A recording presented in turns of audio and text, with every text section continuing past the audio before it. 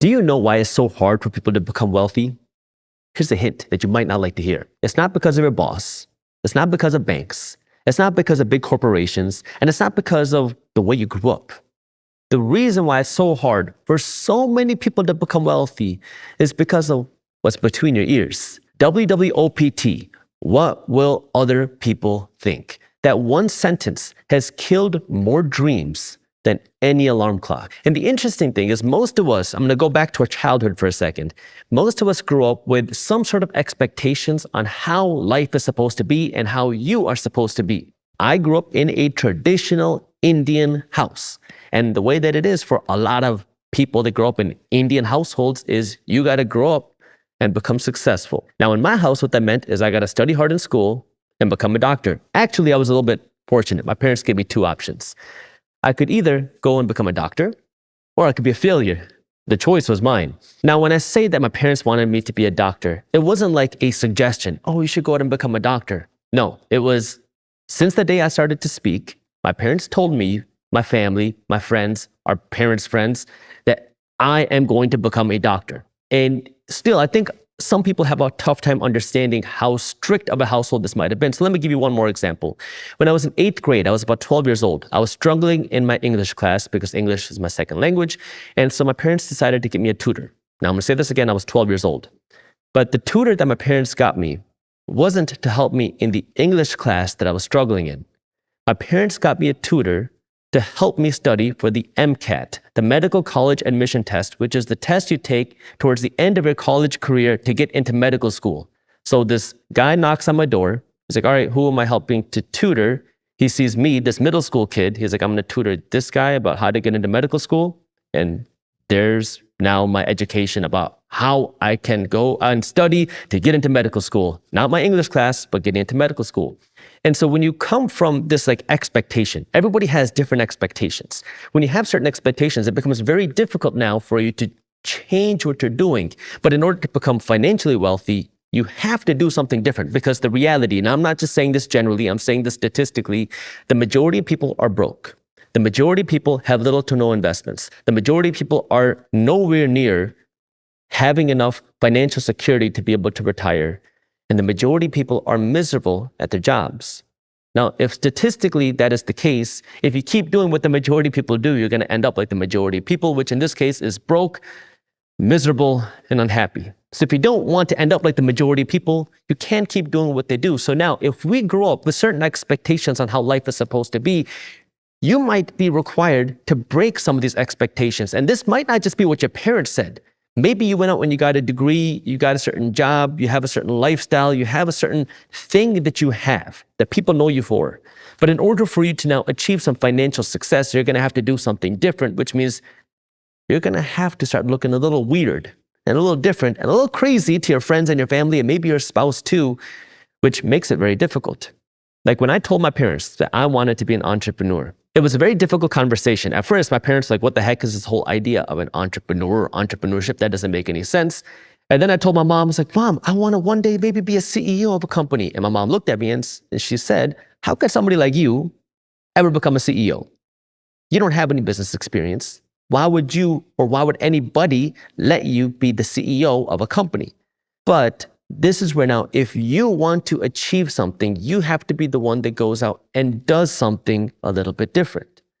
And so now, if you want to go out and become wealthy, what does that mean? That means you're going to have to start thinking and using money a little bit differently because unfortunately, most of us are never taught any sort of real financial education. The extent of the average person's financial education is you go to school, get a good job, make some decent money, and save a little bit of money and maybe put some money away into a retirement account. And that's it.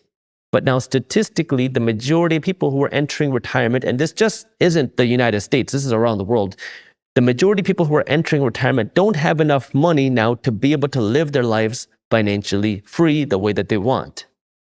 So if you want to do something different, you're going to have to start acting and taking different steps, which means you are going to have to start thinking a little bit differently.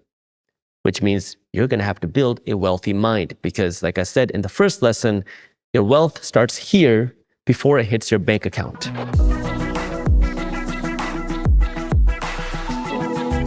So now the question is, how can you build that wealthy mind? And the first thing that you can do, one of the simplest things, but not the easiest thing, but one of the simplest things that you can do is change the way that you speak. That means no longer shutting your brain down when it comes to the concept of money. Because if you grow up hearing that, oh, we don't have enough money to afford this. Oh, we can't invest our money like this. Oh, we can't do things like this. Oh, this is for other people. That's too much money. What's going to happen? You're going to start thinking that. And then when you have kids, you're going to pass down that same poverty mindset. Because when people talk about generational poverty, it's not just something that's in your DNA. It's something that's passed down in the way that we speak and the way that we think. And if you want to be the person that breaks that cycle, and you want to be the person that builds wealth and generational wealth for your family, you're going to have to be the person that starts to think a little bit differently. So the first thing that you can do is, number one, no longer say that I cannot afford something. Take that out of your dictionary. Take that out of your lexicon. Take that out of your brain. Instead, say, how can I afford it? Instead of saying, I don't have the money to buy that, say, how can I get the money to buy that? Instead of saying, oh, only rich people do that, ask yourself, how do rich people do that? Instead of saying, oh, they're just rich, ask yourself, how did they become rich? See, now what we're doing is we're not trying to shut our brain down. We're trying to open up our minds to start asking deeper questions as to how people got to where they are and how you can have the things that you want instead of putting up these smoke screens and shutting your brain down. And that starts by changing the way that you speak. Now, this is a little bit difficult, but the nice thing is we have a good community here at Mindvalley, which you can utilize, build an accountability group, and chat in the community about some of the things that you're working on. But you got to make the commitment. Number one, you got to change how you speak. Number two is I want you to start challenging and thinking about the way that you think about money.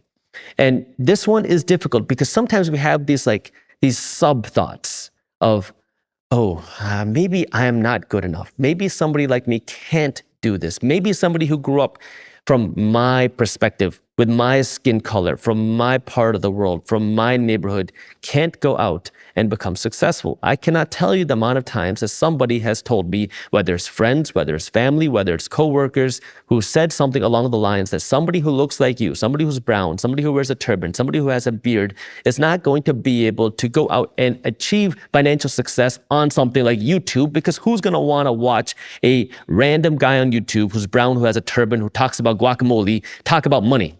Yet, now I've been able to build a YouTube presence talking about financial education with over 1 million subscribers. But it requires you to believe in you, because nobody's going to believe in you until you believe in you. And the interesting thing is what happens is in that beginning stage of you starting to believe in you, people might say, oh yeah, that's really good what you're doing. But in the back of their minds, they're like, what is wrong with this person? Something is kind of off. Their brain is not clicking like it used to. But if you stick with it, now you go through this kind of little valley where you put in all this work and you don't achieve any success. And this is whether you want to be an entrepreneur, whether you're working to build your wealth. It doesn't matter what it is. It's always the same curve. You're going to go through this kind of like valley where it doesn't seem like you're making any progress, and people are starting to question the decisions that you're making. Maybe now you sacrifice your car and you downgrade your car. Maybe you move to a smaller apartment that way you have more money to invest. Maybe you don't go on a vacation or two that way you have more money to invest. So people look at you like you lost your mind, but you're really just working on building your wealth.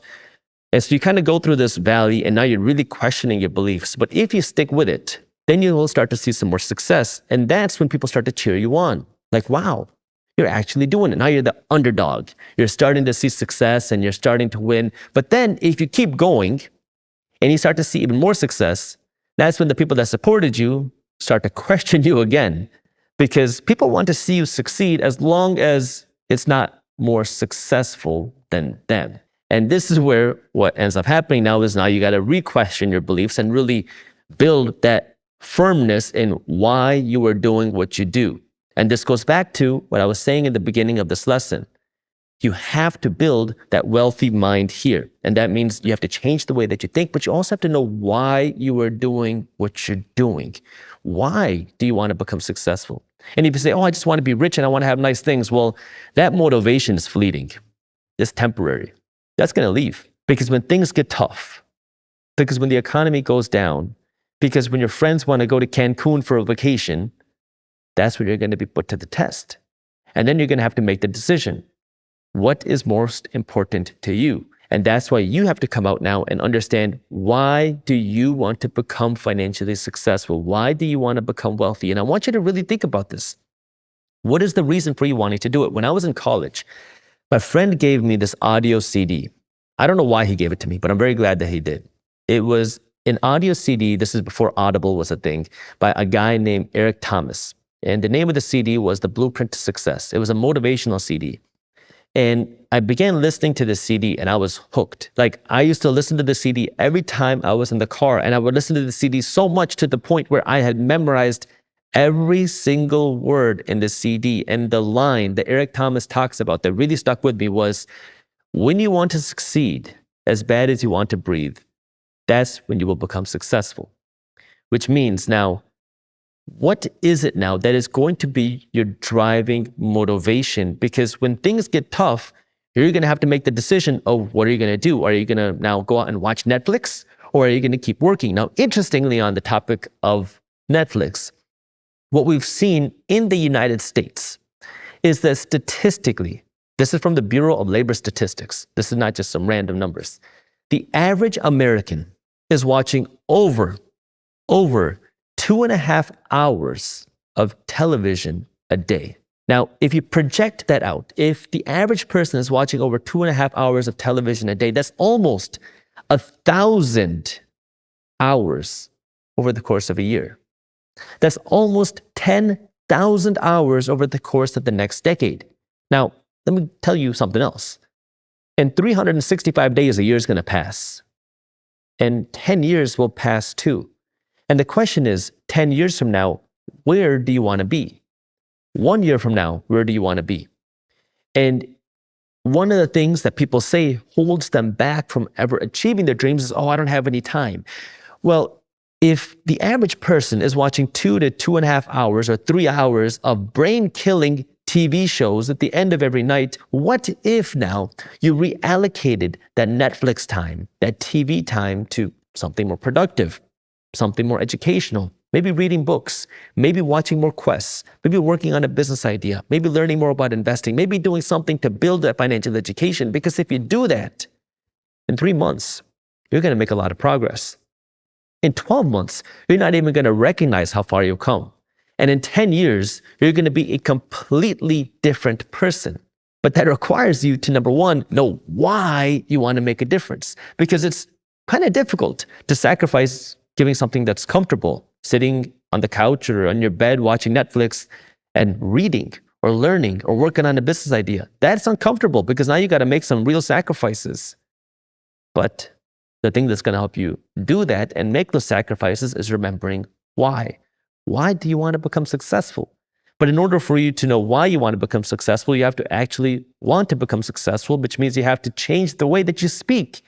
Because if you constantly hate the idea of money and wealth, and you hate the idea of rich people, it's going to be very difficult for you to kind of progress down that wealth mindset. But this is why wealth starts here.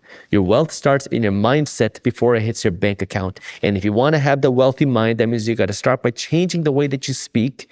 Stop shutting down your mind, keeping your mind open to learning. That way you can build that wealth. And then you got to come up with the why. Why do you want to become successful? And then you got to put it in action. That means you got to start using your time more wisely. That way you can continue building your financial education. That way you can continue building upon your investments. That way you can continue building upon your entrepreneurial ideas if that's something that you want to do. You don't have to go out and start a business, but if that's something that you want to do, it's going to take time. But it starts with your mindset. All success starts with your mindset.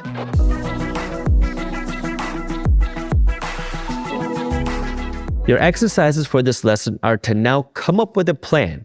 Write it down of how you're going to start changing your mindset. Are you going to start changing the way that you speak? Are you going to start meditating more? Are you going to start walking more? Are you going to start putting more action into learning more and not watching Netflix? What is the precise, defined action steps that you're going to take today? And once you think about it, don't just keep it in your mind. I want you to write it down. And if you want to make it even more impactful, go and share it in the community. because now you're going to be holding yourself accountable by telling other people what you're going to be doing as well. And this is where it starts with you. Take 60 seconds, close your eyes, think about how are you going to change your mindset? Think about where you are today. How did you get there? And now think about what changes can you start making right now, and make sure they're defined and actionable. Things like, I'm going to change the way that I speak. I'm no longer going to say certain things. Write down which things you're not going to say. Maybe it's I'm going to change the physical fitness part of my life. Maybe it's I'm going to start doing more things that make me feel more fulfilled spiritually. Whatever it might be. What is the thing that's going to allow you to want to become more wealthy? Write it down, put it in your journal, and put it in the community.